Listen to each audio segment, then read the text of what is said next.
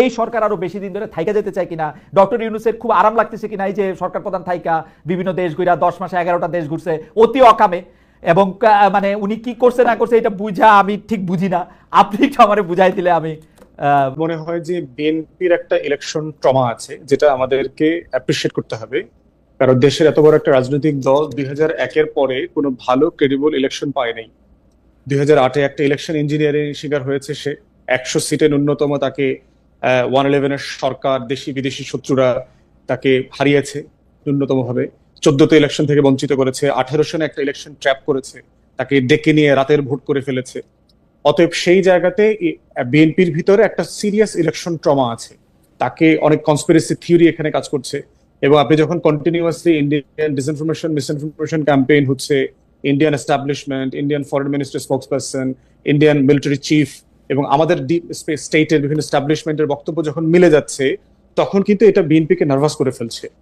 এর ভিতরে আসছে যে মানবিক করিডোর, এখানে একটা ছায়া যুদ্ধের চেষ্টা করা হচ্ছে, এটার মধ্য দিয়ে জাতিসংঘ এবং আমেরিকার তত্ত্বাবধানে ইউনূস একটা যুদ্ধ লাগানোর চেষ্টা করছে, ইমার্জেন্সি ডিক্লেয়ার করা হবে, মানে দেশে মানে ইলেকশনটাকে আরো ডিলে করবে, প্রলং করবে।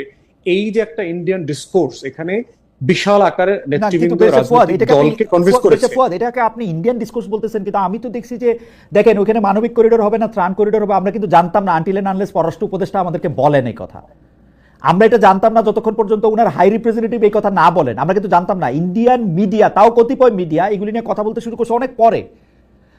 ডক্টর ইউনূস আমাদেরকে মিথ্যাবাদী বললেন যে আমরা নাকি মিথ্যা কথা বলতেছি, এখানে কোনো কিছু হয় নাই, কিন্তু উনার উপদেষ্টা, উনার দুই উপদেষ্টা দুইবার উনার প্রেস সচিব এগুলি নিয়ে কথা বলছেন।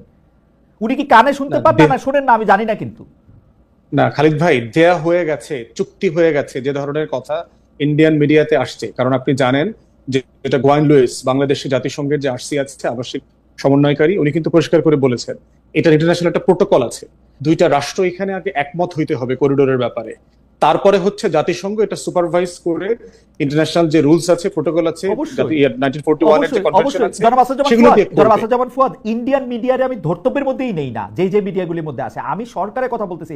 ডক্টর ইউনূস একদম স্পষ্ট বলছে ওখানে কোনো মানবিক করিডোর, ত্রাণ করিডোর এগুলি কোনো কথা নেই, পুরোটাই ভুয়া।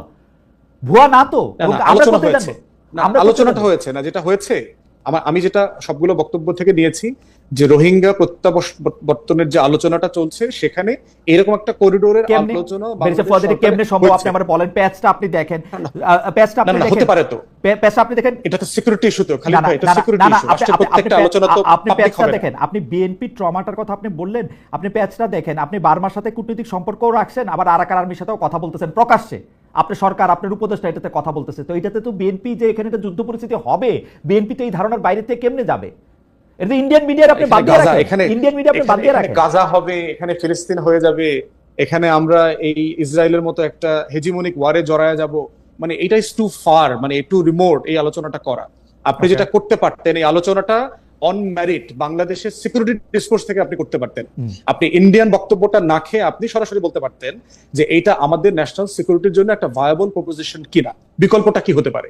আপনি আমার রাষ্ট্র সাপেক্ষে আপনি কথা বলেন না, কিন্তু ভারতের গণমাধ্যমের রেফারেন্স দিয়ে দিয়ে যদি আপনি একটা ডিসকোর্সের অংশ হন, তখন তো কাউন্টার ন্যারেটিভ আবার ডেভেলপ করবে, যে তখন সন্দেহ করবার প্রশ্ন আসবে। বেরসা ফুয়াদ, আপনি ভারতীয় ন্যারেটিভটা কেন বলতেছেন? ধরেন আমি আর আপনি, আপনার কথা তো আমি শুনি, আমি আর আপনি যেখান থেকে তথ্য নিচ্ছি, ধরেন আমাদের সরকার থেকে আমাদের পররাষ্ট্র উপদেষ্টা কি বলতেছেন, আমাদের হাই রিপ্রেজেন্টেটিভ অন রোহিঙ্গা যিনি আবার নিরাপত্তা উপদেষ্টা তিনি কি বলতেছেন, আমাদের প্রেস সচিব সংবাদ সম্মেলন করে কি বলতেছেন, আমাদের ডক্টর মোহাম্মদ ইউনূস এইখানে জাতিসংঘের মহাসচিবকে নিয়ে গিয়ে ওইখানে কি বলতেছেন। আপনি শুধু এই বক্তব্যগুলি পরস্পর সাজান, তাইলে আপনি দেখেন ইন্ডিয়ান মিডিয়া আমার দরকার নাই, ইন্ডিয়ান ন্যারেটিভ আমার দরকার নাই, তাইলে আপনি দেখেন আপনি আজকে যে জায়গায় আছেন সেই জায়গায় আসতে পারেন কিনা।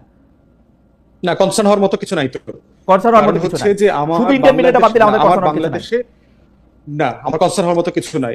যেটা হচ্ছে যে আমার এখানে 16-17 লক্ষ রোহিঙ্গা আছে যারা 7-8 বছর থেকে এখানে আছে। আপনি তাদেরকে তো প্রত্যাবর্তনের জন্য কিছু সিকিউরিটি মেজার নিতে হবে, এবং আপনি জানেন এই কনভারসেশন গুলো কখনো পলিটিক্যাল ডিসকোর্সে আলোচনা হয় না।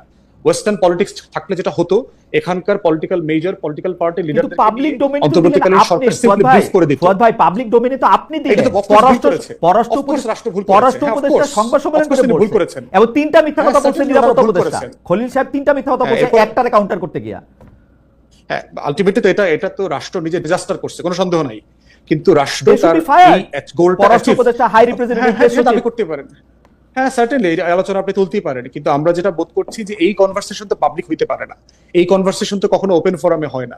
প্রতিটা রাষ্ট্র এই সিকিউরিটি ইস্যুস গুলোকে অত্যন্ত ক্রিটিক্যালি ইন্টারনালি ডিল করে। যেখানে খুব মেজর ইস্যু থাকে, ইংল্যান্ডের কথা আমি জানি, ওখানে কোবরা আছে, লিডার অফ দ্য অপোজিশন যারা আছে প্রত্যেকটা পার্টির দলনেতাকে রেখে প্রাইম মিনিস্টার ব্রিফ করে দেন, যেটা কখনো পার্লামেন্টে আলোচনা হবে না। ওইখানে এই বিষয়গুলো বাংলাদেশের মতো মেচিওর ডেমোক্রেসি না। আমরা এই ভুলগুলো এই জন্য বারবার করছি। কিন্তু মানবিক করিডোরের নামে যে পরিমাণ মিথ্যাচার করা হয়েছে এটা কাম্য ছিল না। অতএব বিএনপির ট্রমা যখন আমরা আলোচনা করছি, তখন এই ইন্ডিয়ান ডিসকোর্সটাও ওখানে ফ্যাক্টর হিসেবে কাজ করেছে। অতএব সেই ট্রমাটাকে যেটা করতে হবে, আজকের মিটিং এর কারণে যেটা আমি বোধ করি, এই ট্রমাটা অ্যাড্রেস করবার জন্য ভালো হয়েছে। প্রত্যেক জায়গাতে আমরা সোশ্যাল মিডিয়াতে দেখলাম যে কে জিতেছে, তারেক রহমান জিতেছে না ইউনূস জিতেছে। আমার উত্তর হচ্ছে বাংলাদেশ জিতেছে, আমার শত্রুরা হেরে গেছে। তারা যে পরিমাণ আমাদের ভিতরে একটা দ্বন্দ্ব, সংঘাত, টেনশন, দূরত্ব তৈরি করবার চেষ্টা করছিল, সেটা হেরে গেছে।